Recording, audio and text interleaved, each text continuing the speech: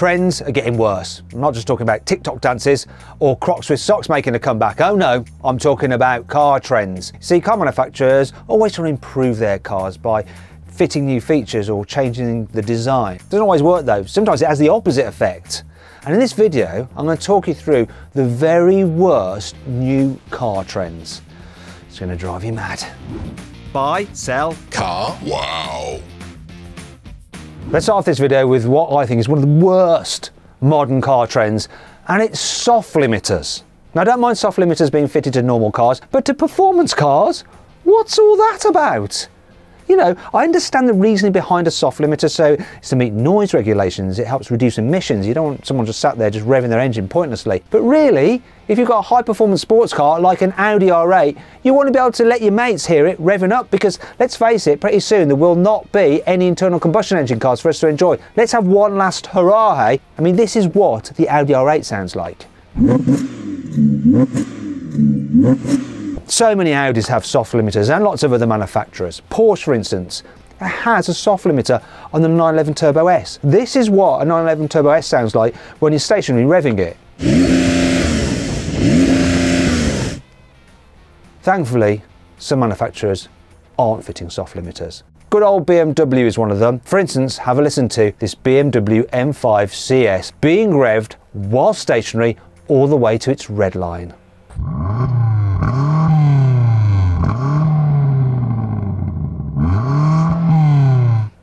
Just makes it even more sad, actually. My next annoying trend is cars being fitted with lane keeping assist and warning. Now, they're not such a problem in themselves. In fact, they have saved me a few times from like weaving about on the motorway and all that kind of thing. Where they're not so good though is when you're driving down a twisty country road. They just don't seem that well calibrated. Sometimes you need to like weave over the line because there's a pothole or the road's really narrow or there's something sticking out of the verge, or you're trying to dodge a pheasant and then it's beeping at you, or the steering wheel's tugging in the other way trying to steer you into the thing you're trying to miss. It can drive you a bit crazy. I've got a Toyota GR Yaris. It says you can turn off the lane departure warning. When you do select that option, it still bloody warns you. Drives me crazy. In a Toyota GR Yaris, which is designed for being thrashed down narrow country roads. It drives me crazy. The next new annoying car trend are fake grills on electric cars. Now, I can sort of forgive the electric cars that are also internal combustion engine cars. Take, for instance, the BMW i4, which shares its body with the BMW 4 Series. So they have to put something where the grille would be for the internal combustion engine car, which needs cooling. But what about cars which are bespoke, built from the ground up electric vehicles, such as the Audi Q4? Why does it have to have such a huge, stupid grille? The BMW iX, built from the ground up electric car, does it need all that cooling? No. Why does it have that big stupid grille, especially that beaver tooth grille? Now, I understand about brand identity, but surely there's a better way that they can actually make this work rather than just fitting big silly grills. For instance, the new Tesla Model S, no grille, looks really sharp from the front end. Porsche Taycan, beautiful looking car, no grille. Even the normal VW ID3 doesn't have a big silly grille, and that's quite a good looking little electric car. It's not odd. Another thing that annoys me are pop-out door handles. Now, I get why manufacturers fit them, they look cool. You know, you've got flush bodywork and then you go to get in, the handle pops out, you open it, brilliant. However, it's not so brilliant the way some of these systems work. It's just a faff. And there's other ones that aren't actually motorised, which you just have to stick your thumb in, like on the Kia EV6. And the way you actually hold them is odd. It's just harder to open the door. You sort of hold them like you're doing some kind of limp handshake rather than just grabbing a handle. Another thing that annoys me personally is EVs with the charging port right slap bang in the middle of their grille. Now, in some ways it's good because you can just nose straight into a parking space, and because you're never sure which side the charger's going to be on, you can always get the cable to it because it's not that far away because it's in the middle of the car. The thing I find annoying though is the fact that it forces me to go nose into a space. I always like to reverse into a space because it's just safer when you're pulling out again, because you can see clearer if there's any other cars coming across the front of you. Another issue of having the charging port at the very front of the car is that if you have a front end collision, which is most likely, you'll damage that port, so you won't be able to charge your car. So while you're waiting for it to be fixed, you won't actually be able to use it. Another way car manufacturers have tried to improve their vehicles, but actually made them worse, is by fitting them with touch-sensitive buttons. In particular, touch-sensitive buttons on the steering wheel, which not only operate by just being brushed, but you also sometimes can operate them by pressing them. An example is in the Range Rover Velar and the latest VW products. They're so hard to use, you just don't know how to skip through the menus. It's just easier to have a button that you press in to make it operate, rather than being able to slide it or press it in. It's confusing. Electric cars which don't have front boots. What is that all about? Now, I know that certain electric cars are actually based on internal combustion engine models, and I can understand why they don't have a front boot, because yes, those cars used to have a big internal combustion engine under the bonnet, so it takes quite a lot of re-engineering to build in a recessed area for storing stuff. However, any built from the ground up electric car will have enough space underneath its bonnet for some storage.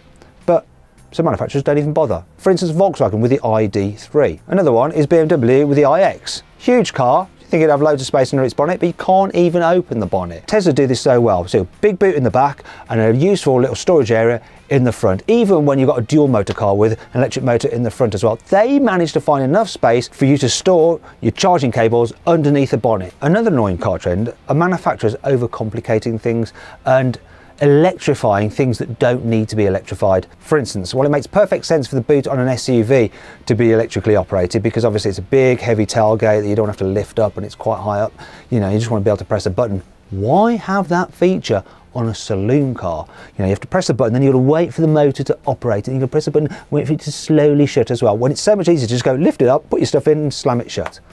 Pointless. And what about Tesla with its glove box? There's no button to open the glove box, so you have to do it through the menu screen or by using a voice command. Plug-in hybrids. They're another annoying car trend. You see, as far as I'm concerned, they're the worst of all worlds. They're not very good at being electric cars, and they're not very good at being internal combustion engine cars. Reason being is that when you're driving around using the battery power alone, you're having to lug about an internal combustion engine with you. And often the batteries are so small because of packaging that they can't go that far on electric power alone. Then you're driving around an internal combustion engine car with a battery on board and an electric motor. Once again, not being used. For example, Kia Sorento plug-in hybrid. So that's a 1.6 litre petrol engine and an electric motor. And Kia says that car should be able to do 177 miles per gallon. But you'll soon eat through your battery charge if you go a decent distance in it, and you'll end up running mainly on the internal combustion engine. And when I drove the Kia Sorento plug-in hybrid, I averaged 37 miles per gallon. Not particularly good. Finally then, we come to the 10th annoying new car trend, and it is manufacturers increasingly fitting digital door mirrors to cars. So instead of a normal door mirror, you have a camera displaying a feed on a little screen below the camera, usually in the door panel. Now, I can understand why manufacturers do this. They improve the aerodynamics of the car, which means that you'll have less wind noise and you'll have slightly better economy. But there are 5 actual practical issues with this setup. The first is you have to retrain your brain of where to look. Everyone's used to looking there for a mirror, but now you have to look somewhere else for wherever the screen is. It's not good. Another thing that's not good is that when you're actually looking in the mirror, your peripheral vision picks up cars out of the window which are by your side. You won't be able to do that if you're looking elsewhere, such as lower down or towards the front of the car, wherever the screen may be. Another problem is that you don't get depth perception in the camera feed like you do when you look in a mirror, so you can't be so sure at how far away the car is that you're looking at. Another problem isn't just for you, the driver, but for other road users, most notably cyclists and motorcyclists. Often they use door mirrors to see if there's someone actually in the driver's seat, or if that driver is about to get out of their car. I'm a cyclist, I do that a lot, and it saved my skin a few times while riding through London. If there's a camera there, I can't do that anymore. So I might end up cycling too close to a car that's about to open its door, and yeah, that's not going to be good, is it? Another problem is what happens when someone knocks off your door mirror camera. It's going to be cheaper to replace a mirror than it is a camera, surely. Finally, there's the issue of aesthetics. In some ways, they don't look that good. Car door mirrors can actually look really cool and actually add to the aesthetic of the vehicle, especially on performance cars. Now, they're almost like insects' antennae. They just somehow look cool. Whereas cars without door mirrors look a bit like people without ears. Yeah, exactly.